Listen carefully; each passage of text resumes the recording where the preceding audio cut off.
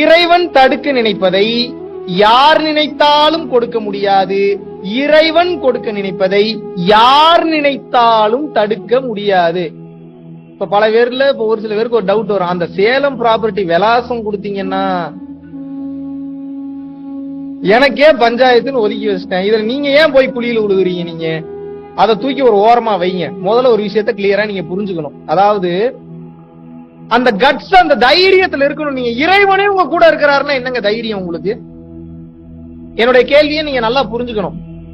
இந்த உலகத்திலேயே மாபெரும் விஷயம் என்பது இப்போ நீங்க பாக்குற பொன், பொருள், வீடு, வாசல், வசதி, பேரு, புகழ், பொண்டாட்டி, புள்ள, கை, காலு, மூக்கு, வாய், கண்ணு எல்லாமே இறைவனின் படைப்பா இல்லையா? Yes or no? ஏதோ ஒரு பக்கம் தலையாட்டுங்க. எஸ். அப்ப புத்திசாலித்தனம் என்பது இதை பிடிக்கிறதா இல்ல படைச்சவனவே பிடிக்கிறதா? இதுல பெரிய பியூட்டி என்னன்னா, என்னை எவனாவது வந்து கமான் கமான் என்னை லவ் பண்ணுங்கடா, என்னை எவனாவது லவ் பண்ணுங்கடா, அவன் டெய்லியும் பாத்துக்கிட்டு இருக்கான். நீங்க தான் அவனை மதிக்கவே மாட்டீங்க. எப்ப நீங்க அவனை லவ் பண்ண ஆரம்பிச்சிருக்கீங்களோ, அதாவது இறைவா என்ன காப்பாத்துன்னு சொல்றதுக்கும் அப்படியே பார்த்து கண்ணுல தண்ணி ஊத்துறதுக்கு டிஃபரன்ஸ் இருக்கா இல்லையா? அவன் வார்த்தைகளை பார்க்கவில்லை, அவன் உணர்வைத்தான் பார்க்கிறான். உண்மையாவே அவன் மேல உங்களுக்கு அன்பு இருக்கா நீங்க சொல்லவே வேணாம், அவனுக்கு தெரிஞ்சு அவங்களை லவ் பண்ண ஆரம்பிச்சிருவான். இதுதான் மேட்ரு. எத்தனை பேருக்கு புரியுது? உங்களோட மொத்த பிரச்சனைக்கு என்ன தெரியுமா காரணம்? கசகசன்ல இழுக்க விரும்பல. இதுக்கு ஒரு மாத்திரை போடுங்க, தலைவலிக்கு ஒரு மாத்திரை போடுங்க, வயிற்று வலிக்கு ஒரு மாத்திரை போடுங்க, உங்களோட கால் வலிக்கு ஒரு மாத்திரை போடுங்க, கை வலிக்கு ஒரு மாத்திரை போடுங்கன்னு சொல்லி டைம் வேஸ்ட் பண்ண விரும்பல. ஸ்ட்ரைட்டா மேட்ருக்கு வரேன். இறைவன் உங்க கூட இல்ல. இறைவன் உங்க கூட இருந்தாருன்னா உங்க பிரச்சனை பூரா சால்வ். இவ்வளவுதான் மேட்ரு. எத்தனை பேருக்கு புரியுது? மொத்த பிரச்சனைகளுக்கும் என்ன காரணம் என்று கேட்டீர்கள் என்றால், வாழ்க்கை என்றால் என்னவென்றே இன்னும் உங்களுக்கு புரியவில்லை. கிளியர்? நான் சொல்றது புரியுதா? இந்த எல்லா பிரச்சனைக்கும் காரணம் என்னன்னு வந்து கேட்டீங்கன்னா, உங்களுக்கு வாழ்க்கைனா என்னன்னு புரியல. வாழ்க்கைனா என்னன்னு புரியணும்னா யாரோட கைடன்ஸ் ஆகுது வேணும். யாரோட கைடன்ஸ்னா ஒரு குரு அல்லது வழிகாட்டி என்ற தகுதியான நபரோட கைடன்ஸ் வேணும். ஏன்னா அவங்க தான் ஆல்ரெடி அந்த உண்மையை உணர்ந்திருப்பாங்க. அந்த ஆத்ம ஞானத்தை உணர்ந்தவங்களாலதான் உங்களுக்கு கைட் பண்ண முடியும். ஆனா அவங்க அவ்வளவு சீக்கிரம் உங்ககிட்ட வரமாட்டாங்க. ஏன் வரமாட்டாங்க? கூப்பிட்டா தானே வருவாங்க, கூப்பிடலன்னா எப்படி வருவாங்க? அப்படி ஒருவேளை கூப்பிடாமே அவங்க உங்ககிட்ட வரணும் அப்படின்னா நீங்க நல்ல ஆத்மாவா இருக்கணும். அப்பதான் உங்களுக்கு அந்த தகுதி, உங்களை தேடி வரக்கூடிய ஆன்மா எப்படிப்பட்ட ஆன்மாவா இருக்குன்னா, நீங்கள் உங்களை எப்போது தயார்படுத்திக் கொள்கிறீர்களோ அப்போது அந்த உருவம் அல்லது அந்த ஆன்மா அல்லது அந்த குரு அல்லது அந்த வழிகாட்டி என்பவர் உங்களை தேடி ஓடி வந்து விடுவார். எத்தனை பேருக்கு புரியுது? சரிப்பா, அது என்னப்பா என்ன தயார்படுத்திக்கிறதுன்னா என்னப்பா? அப்படி ஒரு கேள்வி வரும். வருதா? தன்னை அழித்துக் கொள்ள தயார் நிலைக்கு வந்து விடுகிறவன் இறைவனின் அனுகிரகத்தை பெற தயாராகி விட்டான் என்ற அர்த்தம். அந்த தன்னை அழிக்கிறதுனா சூசைடு கிடையாது, தன்னை அழிக்கிறதுனா கொல்றது கிடையாது. தெளிவாக புரிந்து கொள்ள வேண்டும். தன்னை அழிப்பது என்றால் தான் என்கின்ற திமிரையும் தான் என்கின்ற அகங்காரத்தையும் எவன் ஒருவன் அழிக்க தயாராகி விடுகிறானோ, தன்னை இழக்க தயாராகி விடுகிறானோ, இறைவன் அவனிடம் வந்து சேரப் போகிறார் என்ற அர்த்தம். எத்தனை பேருக்கு புரியுது? இப்போ உங்களுக்கு எதுக்கு இந்த கிளாஸ் நீங்க அட்டன் பண்றீங்க? ஏதோ ஒரு பிரச்சனை இல்ல, இறைவனை பார்க்கணும். ஏன் இறைவனை பார்க்கணும்? ஏன்னா எல்லாரும் இறைவனை பார்க்கணும்னு சொல்றாங்க, அதனால நானும் சொல்றேன் இறைவனை பார்க்கணும். ஒருவேளை இறைவனை பார்க்கறதே பெரிய தலைவலின்னு தெரிஞ்சுன்னா என்ன பண்ணுவீங்க? இப்ப நான் உபதேசம் பண்றேன், இறைவனை பார்த்தா கை கால் விளங்காம போயிருன்னு என்ன பண்ணுவீங்க? என்னடா ஒண்ணு இந்த பக்கம் இப்படி சொல்லு, இல்ல அந்த பக்கம் அப்படி சொல்லு, நீ ரெண்டும் சொல்லாம இந்த குழப்பு குழப்பம்னா எங்கடா போறது? குழப்பல, ஸ்ட்ரெயிட்டா சொல்றேன். அடுத்தவன் சொல்றதை வச்சு இது உண்மை அது உண்மைன்னு நம்பிட்டு இருக்கீங்க, அவ்வளவுதானே? அறிவு சொல்லுது. இன்னொருத்தன் சொல்றதை கேட்டு ஓ இறைவன் அடைஞ்சா இது முடிஞ்சிடும் போல. உண்மையாவே சொல்றேன். இன்னைக்கு ஒரு மேட்ரு, இந்த இப்ப நீங்க ஒரு ஊர்ல ஒரு கோயம்புத்தூர்ல இருக்கீங்கன்னு வச்சுப்போம். கோயம்புத்தூர் எம்எல்ஏ உங்களுக்கு ரொம்ப ரொம்ப ரொம்ப ரொம்ப க்ளோஸ் ஃப்ரெண்ட் அப்படின்னு வச்சுப்போம். ஃபார் எக்ஸாம்பிளுக்கு கோயம்புத்தூர்ல உங்களை எவனாவது என்ன சங்கதின்னு கேட்க முடியுமா? நீங்க கேட்டுருவீங்க எல்லாத்தையும். என்ன சங்கதி நீங்க கேட்டுருவீங்க, டேய் வாடா இங்க. உங்களோட ஆட்டிடியூட் எப்படி இருக்கும்? கோயம்புத்தூர் எம்எல்ஏ, நீங்க கோயம்புத்தூர்ல வசிக்கிறீங்க, கோயம்புத்தூர் எம்எல்ஏ உங்களுடைய ஃப்ரெண்டாக இருந்தால் உங்களுடைய ஆட்டிடியூடு எப்படி இருக்கும்? பாயத்தோரன்னு சொல்லுங்க, பாத்துக்கிட்டு தாங்க இருக்கேன். எப்படிங்க இருக்கும்? காலரை தூக்கி விட்டுட்டு அப்படி கேத்தா ஒரு வாக்கு நடந்தா எப்படி இருக்கும்? சரி, இப்ப எம்எல்ஏ வேணாம், மினிஸ்டர் உங்களுக்கு ஃப்ரெண்ட் எப்படி இருக்கும்? ரெண்டு காலரையும் தூக்கி விட்டுட்டு ஆஹா அப்படி நடப்பீங்க. சிஎம் நீங்க என்ன சொன்னாலும் கேட்பார். சீஃப் மினிஸ்டர் எப்படி இருக்கும்? தலைகீழாவே நடப்பீங்க.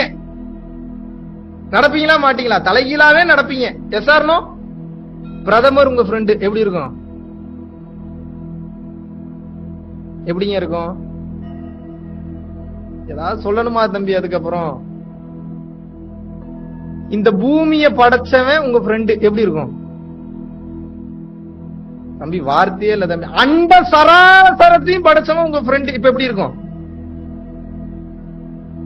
பேச்சே கிடையாது. Full surrender. அதுக்கப்புறம் பேசுறதுக்கு எதுவுமே கிடையாது.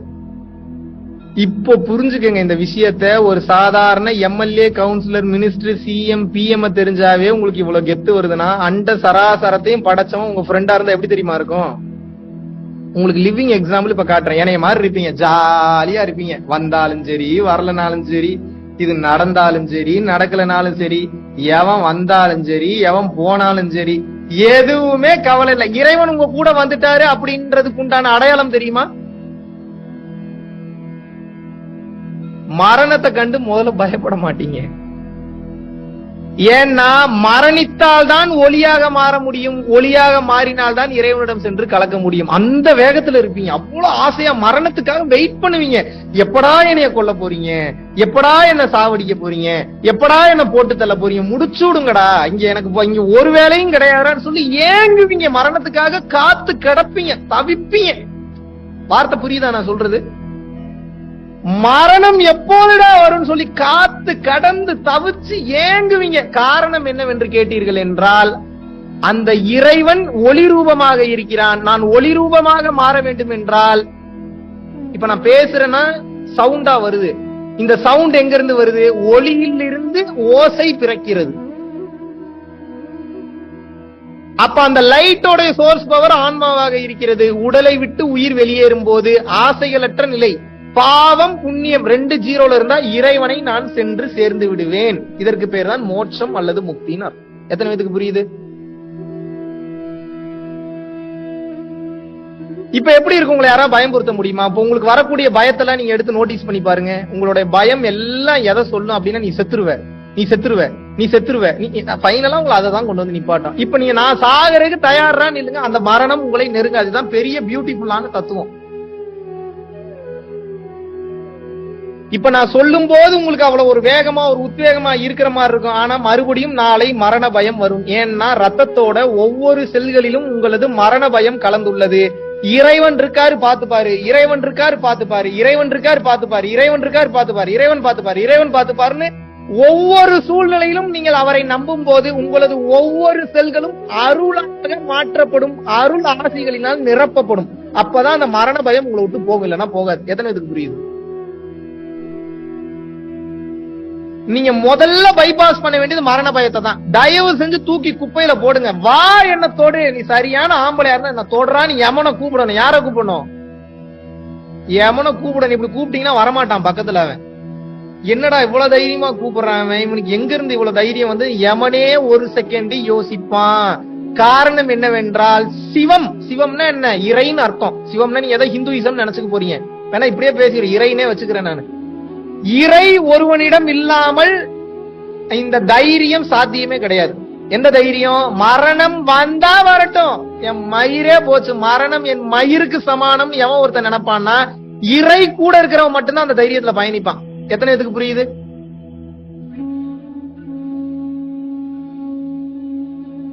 வரட்டும், என்ன இருந்து என்னத்தை சாதிச்சிட்டேன் தம்பி? நீ என்ன தம்பி என்ன இப்படி எல்லாம் கேள்வி கேட்கிற? நான் எவ்வளவு பெரிய ஆள் தெரியுமா? எவ்வளவு பெரிய கோடீஸ்வரன் தெரியுமா? எங்க அப்பா யாரு தெரியுமா? எங்க அம்மா யாரு தெரியுமா? நான் ஒரு கேள்வி கேட்பேன், நீங்க பதில் சொல்லணும். அப்போ தண்ணியில நடந்து போகக்கூடிய பவர் ஏதாவது இருக்கா உங்களுக்கு? நெருப்போட நெருப்பா கரைஞ்சு போகக்கூடிய பவர் ஏதாவது இருக்கா உங்களுக்கு? அப்படின்றதுக்குள்ள காணா போய் அமெரிக்கால காட்சி கொடுக்கக்கூடிய பவர் ஏதாவது வச்சிருக்கீங்களா உங்களுக்கு? அப்படி ஏதாவது வச்சிருக்கீங்களா? அப்படி யாராவது வச்சிருக்கீங்களா? இங்க வேக வேகமா தலையாட்டுறீங்க இல்லன்னு. ஒரே நேரத்துல 8 இடத்துல காட்சி கொடுக்கக்கூடிய ஆற்றல் ஏதாவது இருக்கா? இத்தனையும் வச்சிருந்தவங்களே எப்படி தெரியுமா இருந்தாங்க?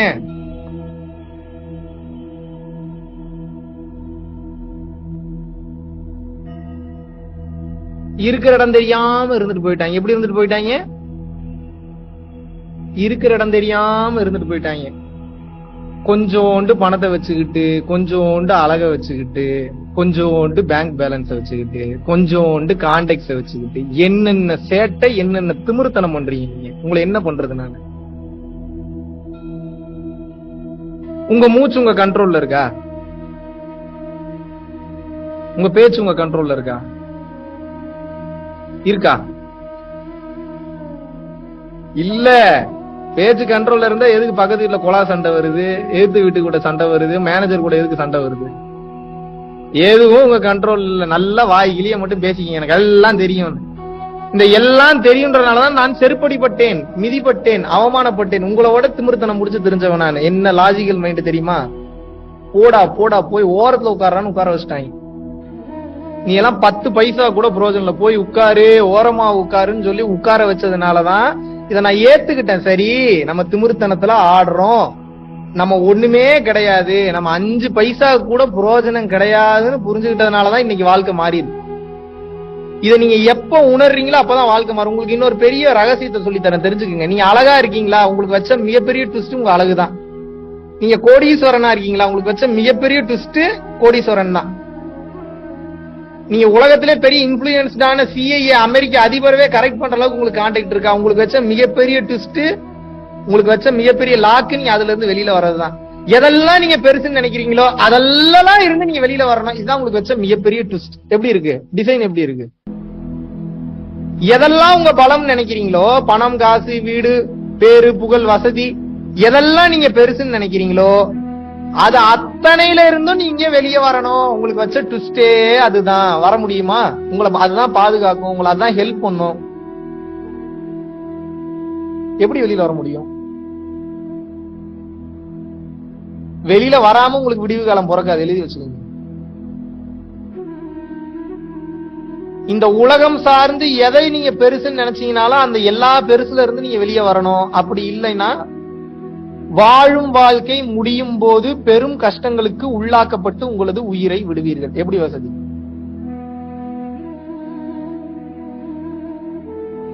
நான் சொல்லலப்பா, இறை சொல்லுது. வாய் மட்டும்தான் என்னது, வரக்கூடிய வார்த்தை எதுவுமே என்னது கிடையாது. உள்ளுணர்வாக இருந்து இறைவன் தான் உணர்த்துகிறார். இப்ப மகாவிஷ்ணு பேசிட்டு இருக்கான்னு நினைக்கிறீங்களா? போன கிளாஸ் அட்டன் பண்ணவட்ட கேட்டீங்கன்னா தெரியும், எங்கெங்கெல்லாம் இருந்து கண்டென்ட் வருதுன்னே. போன கிளாஸ் சம்பந்தமே இல்லாம பேசுவேன், அதுக்கு முந்தின கிளாஸ் சம்பந்தமே இல்லாம இருக்கும். 10 to 15% ரிப்பீட் ஆகும், மெயினான பாயிண்ட்ஸ் மட்டும்.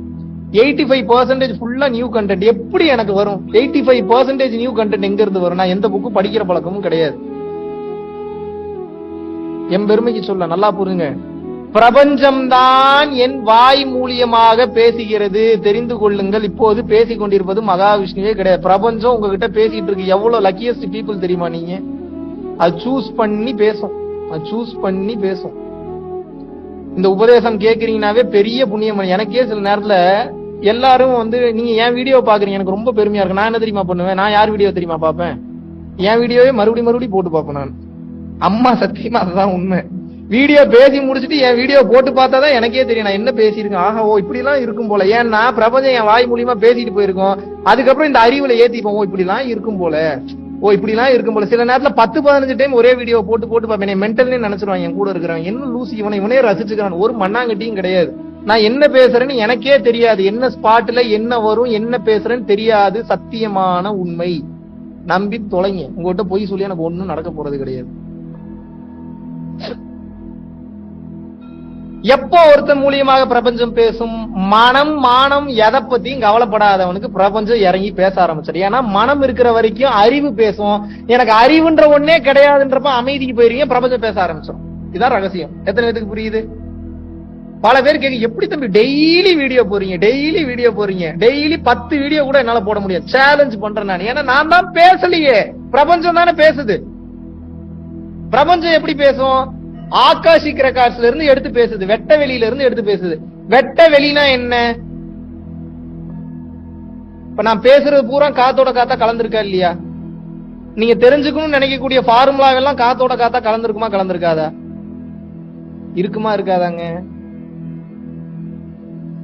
பிரபஞ்சத்துக்கு தெரியாதா? அதை படிக்கிறதுக்கு அதுக்கு தெரியாதா? எப்படி தெரியாம இருக்கும்?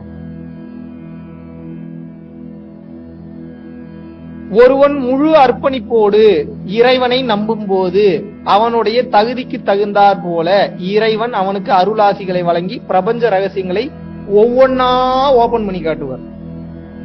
தகுதி இருந்தா காட்டுவார், தகுதி இல்லைன்னா நீ சுத்திக்கிட்டே திரி, சாவு, மறுபடியும் வா, மறுபடியும் அடுத்த பிறவி எடு, மறுபடியும் அடுத்த பிறவி எடு, மறுபடியும் அடுத்த பிறவி எடுன்னு சொல்லி உங்களை போட்டு தள்ளிவிடும். புரியுதா புரியலையா? அடுத்த பிறவி இருக்குன்றதை எப்படி நம்புறது? பெரிய டாபிக் அது. நான் ஆல்ரெடி நிறைய வீடியோல ரீஇன்கார்னேஷனை பத்தி பேசிட்டேன், போய் அதை பாத்துருங்க. இப்ப நான் அடுத்த டாபிக் உள்ள நான் போறேன், அடுத்த பாயிண்ட்டுக்குள்ள போறேன். ஏன்னா இப்ப நான் அதை பத்தி பேசினா மறுபடியும் பரம்பொருள் ஃபவுண்டேஷன் ஸ்பேஸ் ரீஇன்கார்னேஷன் டைப் பண்ணுங்க, இல்லைன்னா மறுபிறவின்னு டைப் பண்ணுங்க. நிறைய வீடியோ அதை பத்தி பேசியிருக்கேன், பாத்துக்கங்க, பார்த்து தெரிஞ்சுக்கங்க. இந்த உடலில் உயிர் இருக்கும் போதே நீங்கள் உண்மையை கண்டுவிட்டு எஸ்கேப் ஆயிரணும். நாளைக்கு உயிரோட கண்டிப்பா நான் இருப்பேன் தம்பின்னு எத்தனை பேர் சொல்றீங்க? கை தூக்குங்க பாப்போம். யோசிச்சு கை தூக்கணும், படாரம் கை தூக்க கூடாது. எனக்கு 100% தெரியும் தம்பி, நான் நாளைக்கு நான் உயிரோடு இருப்பேன்னு யாரும் சொல்ல முடியும்?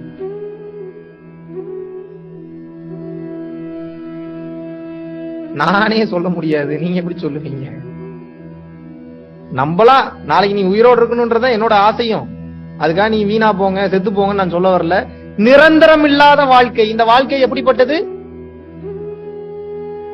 நிரந்தரமற்றது. அடுத்த வினாடி நிரந்தரம் இல்லாதது. எத்தனையோ பேர், டைரக்டர் மகேந்திரனா இருக்கட்டும், மீனாவோட ஹஸ்பண்டா இருக்கட்டும், பிரதாப் போத்தனா இருக்கட்டும், எத்தனை பேர், எவ்வளவு பெரிய ஆட்களோட உயிரெல்லாம் படார் படார்னு போகுதா இல்லையா? எதிர்பார்த்தாங்களா? தூங்குறதுக்கு முன்னாடி நினைச்சு பார்த்தாங்களா நாளைக்கு நான் உயிரோட தான் எந்திரிக்க போறேன் அப்படின்னு அவங்க நினைச்சு பார்த்திருப்பாங்களா? நாளைக்கு சாவ போறேன்னு தெரியுமா உங்களுக்கு? செத்து போயிருவீங்க. தயவு செஞ்சு புரிஞ்சு தொலைங்க. உங்க புண்ணியமா போகுது. உங்களுக்கு உபதேசம் பண்ணி எனக்கு ஒன்னும் நடக்க போறது கிடையாது. உங்ககிட்ட நான் பணம் சம்பாதிக்கணும்னு நினைச்சேன்னா எத்தனை 81 பேர் கிட்டே நான் ஃபீஸ் வாங்கியிருப்பேன். பாதி பேர் இதுல பேமெண்டே பண்ணல. உங்களை நான் குத்தி காட்டலாம். தயவு செஞ்சு புரிஞ்சுங்க. எனக்கு இந்த கண்டென்ட் போனா போதும், பவுண்டேஷன் நடத்துற அளவுக்கு எனக்கு பணம் இருந்தா போதும். தயவு செஞ்சு உண்மையை புரிஞ்சுக்கங்க. இந்த உண்மையை கொண்டு போய் சேருங்க. என்ன உயிர் போயிருச்சுன்னா எவ்வளவு பாவ புண்ணியம் மட்டும்தான் கேட்பாங்க. எத்தனை கார் வச்சிருந்த, வீடு வச்சிருந்த, எத்தனை கோடி ரூபாய் பணம் வச்சிருந்த ஒருத்தனும் கேட்க மாட்டான். புரிஞ்சுக்கங்க. புண்ணியமா போகுது. ஏன் புரிஞ்சுக்க மாட்டீங்க?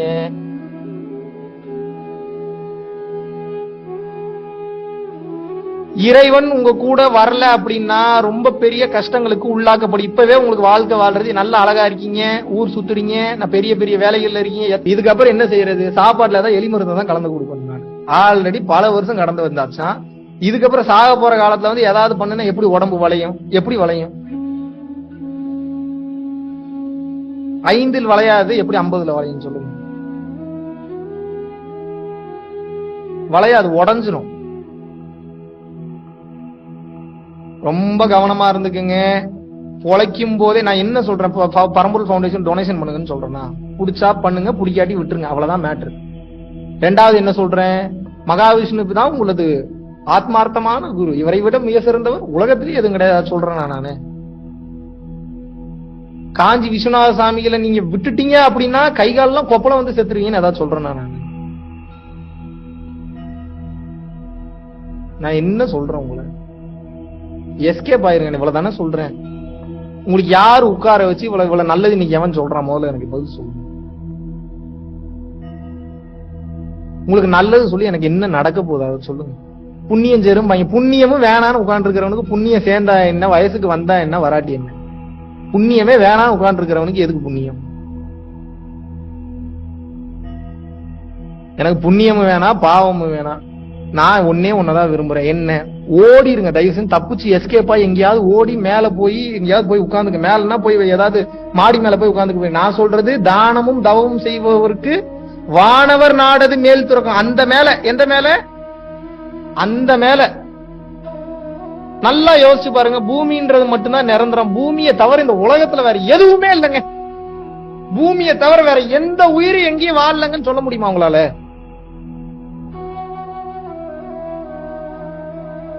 எவ்வளவு பெரிய முட்டாள்தனம், எவ்வளவு பெரிய அறியாமை. பூமியில மட்டும்தான் உயிர்கள் இருக்கு, வேற எங்கேயுமே உயிர்கள் இல்லைன்னு எப்படி நீங்க சொல்ல முடியும்?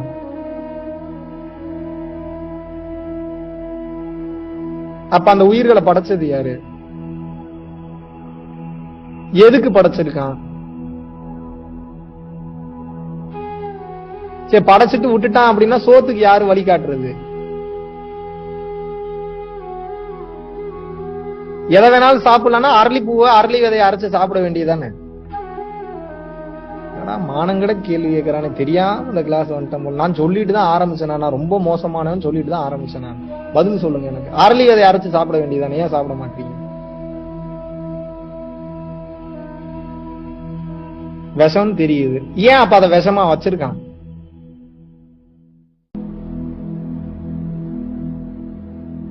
வெடிமருந்து அள்ளி பால்ல கலக்கி இனிப்பா இருக்குன்னு குடிக்க வேண்டியதானே, குடிங்க. பாஸ்பரஸ் அலைக்கு நல்லா நக்கிக்கங்க. யாருப்பா வேணான்றா? பண்ணுங்க. யாரு படைச்சது யோசிச்சிருக்கீங்களா? இதெல்லாம் ஏன் பிரிச்சு வச்சிருக்கான்? ஒன்ன சாப்பிட்டா உடம்பு, கேரட் ஜூஸ் சாப்பிட்டா உடம்பு வளருது, கேரட் அல்வா சாப்பிட்டா உடம்புக்கு நல்லது. இதுவே அரளி விதையை சாப்பிட்டா உயிர் போகுது. நாய தடவுனா சிரிச்சுக்கிட்டே வருது, பாம்பை தடவுனா போட்டு தெளியுது. இது என்ன பண்றது? ஏன் இந்த பிரிவினை? ஏன் இப்படி நடக்குது? ஒருத்தன் நல்லா வளர்ந்துகிட்டே வரான், ஒருத்தன் நாசமா போயிட்டே போறான். ஏன் இந்த ஏற்ற தாழ்வுகள்? ஏன்? என்ன ஃபார்முலா அங்க இருக்கு? ஒருத்தன் பணம் வச்சிருந்தா சந்தோஷமா இருக்கான், இன்னொருத்தன் பணம் வச்சிருந்தா நாசமா போறான். ஏன் இந்த பிரிவினை? ஏன் இந்த மாற்றம்? ஒருத்தன் எதுவுமே இல்லாம பரவசமா இருக்கான், ஒருத்தன் எதுவுமே இல்லாம சூசைட் பண்ணிக்கிறான். ஏன் இந்த மாற்றம்?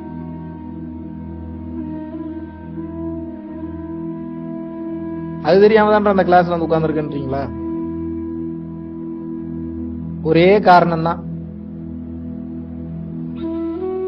84 லட்சம் யோனி பேதங்களுக்கும் இறைவன் தான் படைப்பாளி. விச் மீன்ஸ் கொரோனா வைரஸ்ல இருந்து, HIV ஹியூமன் இம்யூனோ வைரஸ்ல இருந்து, உங்களை போட்டு தள்ளக்கூடிய கேன்சர் செல்ல இருந்து படைச்சது யாரு? அவன்தான் படைச்சது. பால பாக்டீரியா, பால தயிரா மாத்திர பாக்டீரியால இருந்து, தயிரை மோரா மாத்துறதுல இருந்து, மோர வெண்ணையா மாத்துறதுல இருந்து அந்த பாக்டீரியாவை படைச்சதும் அவன் தான். உங்களுக்கு வைரஸ் காய்ச்சலை கொடுக்கறவனும் அவன் தான். வந்த வைரஸ் காய்ச்சலை அழிக்கிறதுக்கு உண்டான இம்யூனிட்டி பவரை கொடுக்கறதும் அவன் தான். ஆக மொத்தம் எல்லாம் அவன் தான். உங்களை போட்டு தள்ளுறது அவன் தான், உங்களை படைக்கிறது அவன் தான், உங்களை காக்குறது அவன் தான். எல்லாம் யாரு? அவன் தான். அவன் எங்க இருக்கான்? காரைக்குடி பக்கம் தூத்துக்குடி பக்கம் இருக்கானா? காரைக்குடி பக்கம் தூத்துக்குடி பக்கமும் இருக்கிறான். எங்க இருக்கிறான்? உங்களுக்குள்ள எங்க இருக்கிறான்? புருவ மத்தியத்திற்குள் ஜோதியாக இருக்கிறான். இந்த ஜோதியை உடலில் உயிர் இருக்கும் போதே நீங்கள் பார்த்து விட வேண்டும். உங்களது பிரச்சனைக்கு நான் இங்க பாருங்க, நான் வந்தது ஞானத்தை கிளாஸ் எடுக்க தான் வந்திருக்கேன். என் ஆசைக்கு நான் கோடி கோடியா சம்பாதிக்கணும்னு நினைச்சா கூட பிரச்சனை என்னன்னு வந்து கேட்டீங்கன்னா, அந்த கோடி கோடியா நான் சம்பாரிச்சு முடிச்சா புது புது கர்ம வினையை சேர்த்துக்கிட்டு அடுத்த பிறவிக்கு நான் பிறப்பேன். எனக்கு அது தேவையில்லை. இந்த பிறவி என்பதை நான் முடித்துக் கொள்கிறேன், எனக்கு உண்டானது மட்டும் எனக்கு வரட்டும்ன்ற தன்மைக்கு வரும்போது புது கர்ம வினைகளை சேர்க்க மாட்டீங்க. இந்த பிறவி என்பது முடிவுக்கு வந்துவிடும். எத்தனை இதுக்கு புரியுது? இதனாலதான் ஞானிகளும் சித்தர்களும் புது புது கர்ம வினைகளை தேடிக் கொள்வதில்லை.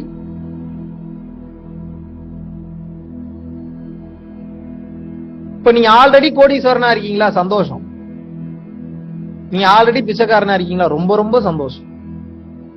நீங்கள் பிச்சைக்காரனாக இருப்பதற்கும் ஒரு மாபெரும் காரணம் உண்டு, நீங்கள் கோடீஸ்வரனாக இருப்பதற்கும் ஒரு மாபெரும் காரணம் உண்டு, உங்க கையால் விளங்காம இருக்கிறதுக்கு ஒரு காரணம் உண்டு, கை நல்லா வேலை செய்யறதுக்கு ஒரு காரணம் உண்டு, முள்ளு குத்துனதுக்கு ஒரு காரணம் உண்டு, கழுத்து வலி வந்ததுக்கும் ஒரு காரணம் உண்டு, நீங்க வீணா போறதுக்கு ஒரு காரணம் உண்டு. ஆக மொத்தம் எல்லாமே காரண காரியங்களோட தான் நடக்குது. ஒரு குண்டூசி கூட காரண காரியம் என்று இங்கு விழுவதில்லை. எத்தனை இதுக்கு புரியுது?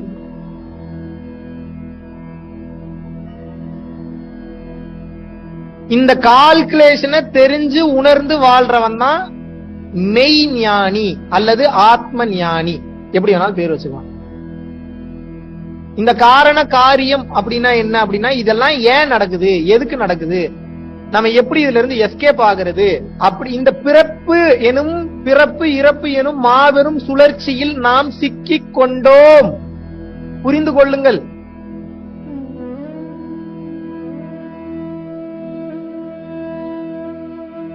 திருவள்ளுவர் இதை என்னன்னு சொல்றாரு? பிறவி பெருங்கடல் நீந்துவர் நீந்தார் இறைவனடி சேராதார். அடேங்கப்பா, இந்த பிறவி என்பது பெரும் கடல். இந்த பெரும் கடலை நீங்கள் நீந்தித்தான் கடக்க வேண்டும். இந்த பிறவி எனும் பெரும் கடலை நீந்தி கடக்கவில்லை என்றால் இந்த சம்சார பந்தத்தில் சிக்கிக்கொண்டு மீண்டும் மீண்டும் மீண்டும் மீண்டும் பிறந்து இறந்து பிறந்து இறந்து பிறந்து இறந்து பிறந்து இறந்து தவிப்பீர்கள். எப்படி வசதி? இந்த வழியே தாங்க முடிய மாட்டேங்குது.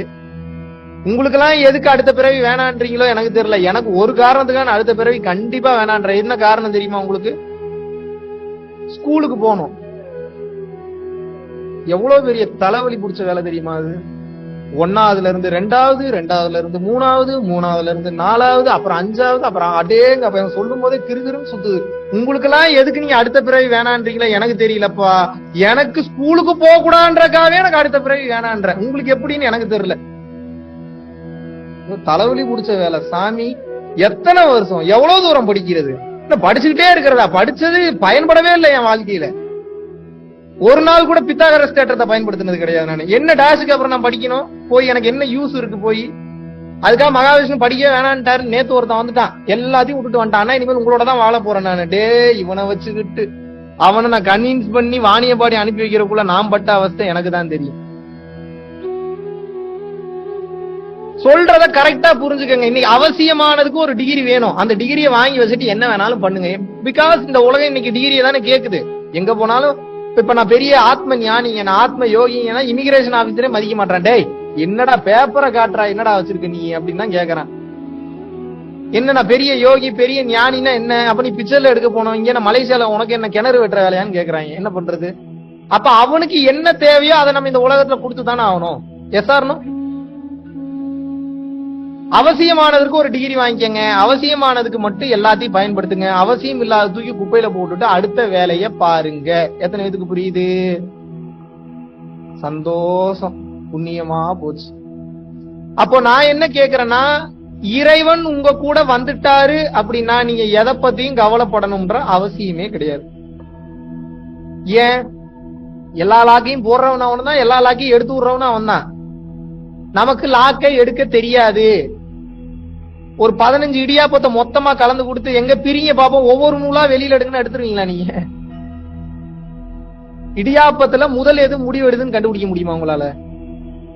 நாளைக்கு வேணா ட்ரை பண்ணி பாருங்க. மகாவிஷ்ணு ரொம்ப ஈஸியான மேட்டர் தான் சொல்றாருன்னு நினைக்கிறவங்களுக்கு நாளைக்கு இடியாப்பம் கடையில வாங்கியோ உங்க வீட்டுல போட்டோ இடியாப்ப சிக்கலை எடுக்க ட்ரை பண்ணுங்க. பண்ணுவீங்களா? பண்ண மாட்டீங்க. ஏன்னா தெரியுது உங்களுக்கு அதை எடுக்க முடியாது. உங்க வாழ்க்கையே அப்படி குந்தாங்கூரா கிடக்குது. அந்த இடியாப்ப சிக்கலை எடுக்க முடியாது, உங்களால எடுக்க முடியாது. புரிஞ்சுக்கங்க. இறைவன் நினைச்சாதான் எடுக்க முடியும். சில அறிவாளிகள் எல்லாம் சொல்றாங்க, என்ன சொல்றாங்கன்னா எல்லாம் உன் கையில் தான் உள்ளது. இங்கதான் அகங்காரமே வருது உங்களுக்கு. என் கையில் உள்ளதுன்னா உள்ளதுதான். எது என் கையில் உள்ளது? இறைவனை சரணாகதி அடைவது மட்டும்தான் என் கையில் உள்ளது. என்னுடைய ஆப்ஷனை மாத்துறதுக்கு உண்டான ஆற்றல் இறைவன் கிட்ட மட்டும்தான் உண்டு. அப்ப நானே இறைவன்ற தன்மை எதுங்க? நானே இறைவன் என்பது உண்மைதான். அகம் பிரம்மாஸ்மி என்பது உண்மைதான். நான் இல்லை என்று சொல்லவில்லை. ஆனால் இறைவனின் தன்மை எப்படி இருக்கும் தெரியுமா?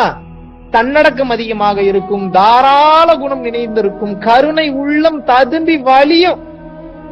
இதுல எதெல்லாம் உங்ககிட்ட இருக்கு? நீங்க இறைவனா இருக்கிறீங்க சொல்லுங்க இப்ப என்று சொல்லுங்க.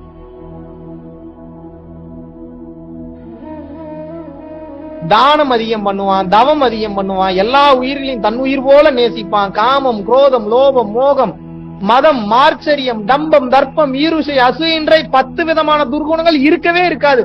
பரிசுத்தமான ஆன்மாவா இருப்பான். எத்தனை பேர் அப்படி இருக்கீங்க இறைவனா? சொல்லுங்க இப்ப பதில் சொல்லுங்க. பேசலாமா? நம்ம எல்லாம் பேசலாம், வாயை திறக்கலாமா? நம்ம எல்லாம் இறைவன் நினைச்சாவே முதல்ல உங்களுக்கு அன்பு கருணை தான் ஜாஸ்தி வரணும். ஆனா இறைவன் நினைச்சா திமிருத்தனமும் அகம்பாவமும் ஆணவம் தான் ஜாஸ்தி வருது. என்ன பண்றது? உங்களை ஆல்ரெடி இருக்கக்கூடிய ஆணவத்துவே நம்மளால என்ன பண்றதுன்னு தெரியலையா? இதுல புதுசா நம்ம சேர்த்துட்டோம்னா என்ன பண்றது?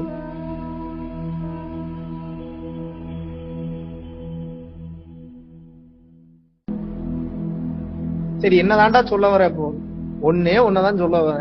என்ன?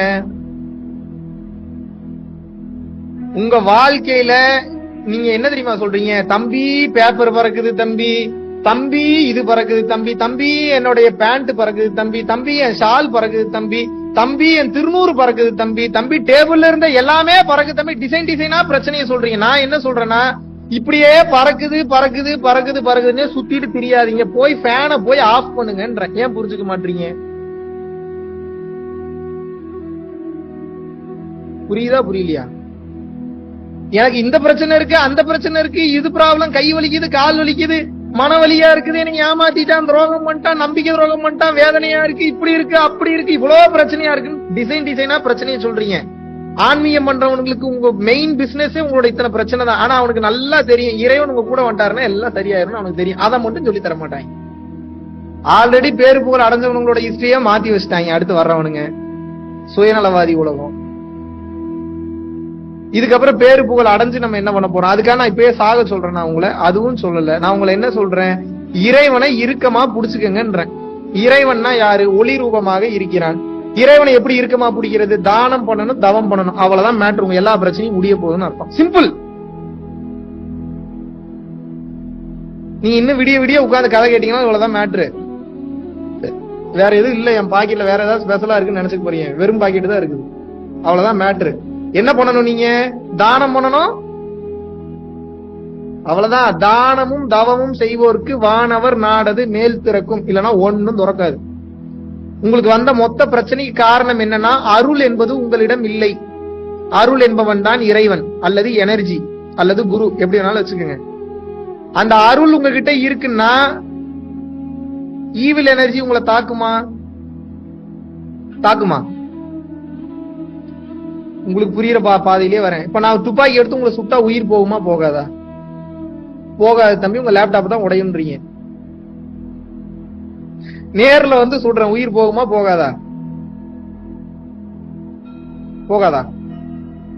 ஏதாவது ஒரு பக்கம் ஆட்டுங்க. இவ்வளவு இப்படி எல்லாம் ஆட்டினீங்கன்னா நான் எப்படி கண்டுபிடிக்கிறது? உங்களை நேர்ல வந்து துப்பாக்கி வச்சு சுடுறேன், உயிர் போகுமா போகாதா? போகும். Very good. Bullet proof jacket கொடுத்துட்டேன், இப்ப சுடுறேன், இப்ப உயிர் போகுமா? அதுபோல இறைவன் எனும் புல்லட் ப்ரூஃப் ஜாக்கெட் இல்லாதனால எல்லா பிரச்சனையும் வருது. டிசைனா பிரச்சனை வருது. இறைவன்ற புல்லட் ப்ரூஃப் ஜாக்கெட் வந்துருச்சுன்னா எந்த பிரச்சனையும் உங்களை துளைத்து எடுத்து செல்லாது. Simple, clear. இப்ப அந்த ஜாக்கெட்டை எப்படி தம்பி நான் கண்டுபிடிக்கிறது? அடுத்த கேள்வி அதுதான். கரெக்டா? ரொம்ப சிம்பிள். அருளை சம்பாதிக்க வேண்டும். அருளை எப்படி சம்பாதிக்கிறது? இன்னொரு உயிர் நல்லா இருக்கணும்னு நினைக்கிறவனுக்கு அவன் இறைவனை தேடி போக தேவையில்லை. இறைவன் இருக்கிற அட்ரஸ் எங்க இருக்குன்னு கூட உங்களுக்கு தெரியாது. போனாலும் ஒரே மீதி மிதிச்சு கிளம்படாம தள்ளி விட்டுருவாங்க. ஏன்னா அவ்வளவு திமிர்த்தனம் முடிச்சு தெரியறோம் நம்ம.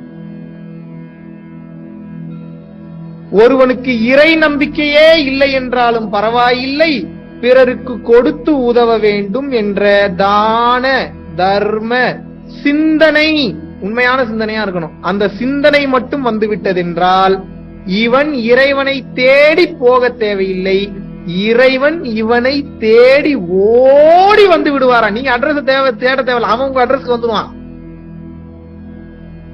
அப்ப அருளை சம்பாதிக்கணும்னா முதல்ல என்ன பண்ணணும்?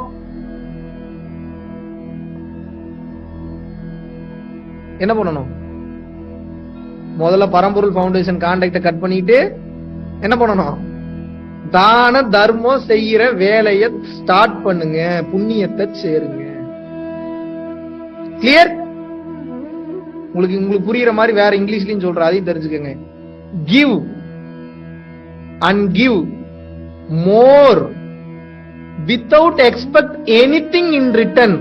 நல்லா கவனிங்க, வார்த்தையை கவனிங்க, நல்லா கவனிக்கணும். ஒவ்வொன்னும் ரத்தின சுருக்கமா இருக்கு, ஆனா அவ்வளவு அர்த்தம் இருக்கு அதுல. Give and give more without expect anything in return. Such sacrifice by a devotee that enslaves God. Enslaves God, அதை அண்டர்லைன் பண்ணுங்க. அப்படின்னா என்ன? கொடுத்துக்கிட்டே இரு. பணத்தை மட்டும் இல்ல, அறிவை கொடு, அன்பை கொடு, பாசத்தை கொடு, கருணையை கொடு, உன்னால என்ன முடியுமோ அதை கொடு. எதிர்பார்க்காம கொடு. எதிர்பார்ப்பு இருக்க கூடாது. அதான் அந்த இடத்துல அதான் அண்டர்லைன் பண்ணணும். எதிர்பார்ப்பு இல்லாம கொடு.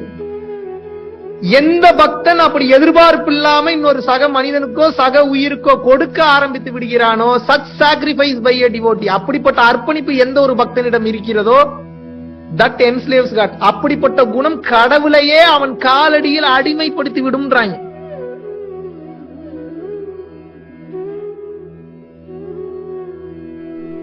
எப்படி வசதி? நம்ம அதை கத்துக்கிறதுக்கு தான் வந்திருக்கோம். பரிகாரம் பண்ணீங்கனாலும் வீணா போயிரும் ஒரு கட்டத்துக்கு மேல. இன்னொரு டைப்ல சொல்லுவோமா, நம்ம தான் டிசைனா சொல்லுவோமே, உங்களுக்கு வேற டிசைன் சொல்ற. அப்பதான் நல்ல மண்டையில இறங்கு, இல்லைன்னா உங்களுக்கு இறங்காது. நல்லா கவனிங்க, 2 காதையும் நல்லா ஓபன் பண்ணி வச்சுட்டு கேளுங்க. குடுக்கிற தன்மை இருக்கிறவன் இறைவன். முடிஞ்சு போச்சு.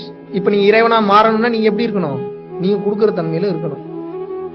பரம்பொருள் ஃபவுண்டேஷன் கொடுக்கிற தன்மையில இருக்குன்னு சொல்லல. உங்க ஏரியால உங்களால முடிஞ்சவங்களுக்கு உங்க கையாலேயே கொடுங்கன்னு தான் சொல்றேன்.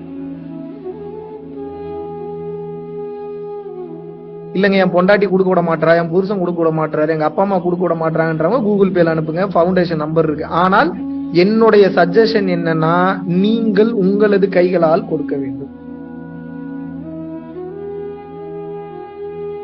வேற ஒரு டைப்ல சொல்றேன், தெரிஞ்சுக்கங்க. எவன் ஒருவனிடம் அல்லது எவள் ஒருவளிடம் தன்னடக்கம் அதிகமாகி விடுகிறதோ, தாராள குணம் அதிகமாகி விடுகிறதோ, நல்ல வார்த்தை கவனிங்க. எவன் ஒருவனிடம் அல்லது எவள் ஒருவளிடம் தன்னடக்கம் அதிகமாகி விடுகிறதோ, தாராள குணம் மிகவும் அதிகமாகி விடுகிறதோ, எது நடந்தாலும் எந்த வருத்தம் அடைந்தாலும் எல்லாம் அவனுக்கு தெரியும். அவனுக்கு தெரியாமல் என்ன நடக்க போகிறது? எல்லாத்துக்கும் காரணம் அவன் தான். அவன் பார்த்து கொள்வான். எதற்கெடுத்தாலும் எவன் ஒருவன் அல்லது எவள் ஒருத்தி அவனையே காரணம் காட்டிக் கொண்டிருக்கிறானோ, அவன் அல்லது அவள் மெல்ல மெல்ல நகர்ந்து இறை என்னும் ஒளி வட்டத்திற்குள் வந்து விட்டான் என்பதே பொருளாகும் அகத்தியர். புரியுதா புரியலையா? இல்ல நானே ஏதோ உளறிட்டு இருக்கிற மாதிரி இருக்குது. இதுக்கப்புறம் புரியலாம் ரொம்ப கஷ்டம் குருஜி. இவ்வளவு பொறுமையெல்லாம் எவன் உட்காந்து சொல்லி எல்லாம் கொடுத்துட்டு இருக்க மாட்டாங்க. இதுவே புரியலன்னா ரொம்ப கஷ்டம். உங்களுடைய வேலை என்னன்னா, இதுக்கப்புறம் ஒண்ணுதான் வாழ்க்கையில. இங்க பாருங்க, உங்க பிரச்சனையை கேட்கறதுக்கெல்லாம் நான் வரல. உங்க பிரச்சனையை நீங்களே தான் சரி பண்ணிக்கணும். எவனோ ஒருத்தன் வந்து உங்க பிரச்சனையை நான் பார்த்துக் கொள்கிறேன் குழந்தாயினால பொய் சொல்ல வரான்னு அர்த்தம். அப்படிலாம் பார்க்க முடியாது எவனாலையும். அதுவே நினைச்சா அதுவே நடந்தா மாறும், இல்லைன்னா மாறாது. அருளை சம்பாதித்துக் கொள்ளுங்கள். கொஞ்சம் கொஞ்சமாகத்தான் பிரச்சனை மாறும். பல ஜென்ம கர்ம வினைகள் மொத்தமா சேர்ந்து இப்ப அனுபவிச்சுட்டு இருக்கீங்க. அருள் சேர சேர சேர சேரதான் அது கொஞ்சம் கொஞ்சமாக இருள் எனும் அறியாமை விலகும். ஒரே நாள்ல மாற்றத்தை எதிர்பார்க்காதீங்க, அது நடக்காது. சில பல வருடங்கள் ஆகும். இன்னைக்கு ஆரம்பிச்சுக்கிட்டாவே சில பல வருஷம் ஆகும். ஒரு சில பேர் அடுத்த நாளே அடைஞ்சிடலாம் சொல்ல முடியாது, அவங்கவுங்க கர்ம வினையை பொறுத்தது. ஆனா அது ரொம்ப ரேர். அப்படி இருக்கிறவங்களும் இருக்கிறான். இது எப்போது வேண்டுமானாலும் நிகழலாம். நான் வாழ்வியல் முறையை சொல்லிக் கொடுக்க வந்திருக்கிறேன்.